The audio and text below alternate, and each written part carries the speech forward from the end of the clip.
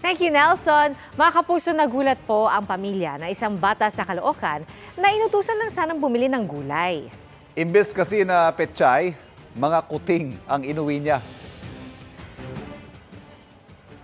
Ang kwento ng ate ng 9 na taong gulang na si Jared, pinapabili nila ang bata ng pechay malapit sa palengke. Pero pagbalik ni Jared, may dala na itong not just 1, but 4 rescued kittens. Naawa raw kasi ang bata nang makita niya sa palengke ang mga kuting na mukhang nagugutom. Kinupkup na rin nila mga bagong kuting na pinangalan ng Mallows, Dutch, Rocky Road at Pechay. Bumalik din daw si Jared sa palengke para bumili ng pechay. Di raw ito ang unang beses na nag-rescue ng kuting si Jared na may alaga na palang 100 pusa. Wala palang kahilig-hilig sa pusa ito si Jared, ano? At least bumalik siya para bilhin yung gulay. Sumunod pa rin. Oo. So, kompleto ang nabili sa palengke.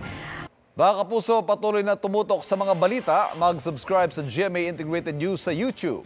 Sa mga kapuso abroad, samahan niyo kami sa GMA Pinoy TV at www.gmanews.tv.